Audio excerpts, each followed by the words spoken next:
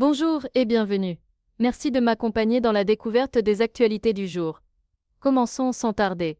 Première actualité, Emmanuel Macron et Ursula von der Leyen ont respectivement annoncé pour la France et l'Europe lundi 5 mai des investissements de 100 millions et de 500 millions d'euros afin de faire de l'Europe un pôle d'attraction pour les chercheurs étrangers, suscitant des réactions mitigées au sein de la sphère universitaire. Deuxième actu, le corps d'Agathe Hilleray, une femme de 28 ans portée disparue le 10 avril autour de Vivonne-Vienne où elle était partie courir, a été retrouvée dimanche dans un sous-bois, a annoncé lundi le parquet de Poitiers. Troisième actu, le président de la République a estimé que le débat sur la fin de vie ne pouvait être réduit à pour ou contre la vie, mais devait poser la question du moindre mal. En réponse, Monseigneur Éric de Moulin-Beaufort, président de la Conférence des évêques de France, a déclaré que le choix de faire mourir et d'aider à se tuer n'est pas celui du moindre mal. Quatrième actu, Manuel Bompard et Bastien Lachaud, députés de la France Insoumise LFI, ont défendu mardi 6 mai 2025 auprès de François Bayrou un mode de scrutin législatif proportionnel à un échelon régional. Selon les élus,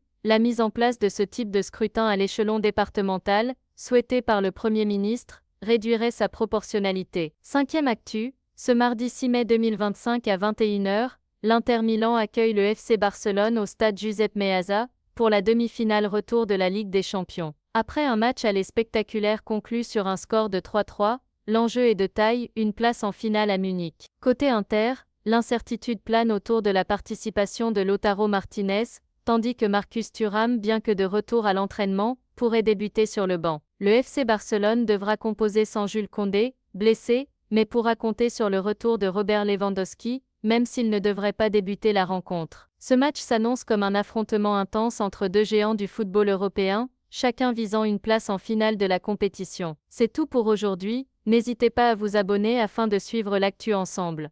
Prenez soin de vous, et à bientôt.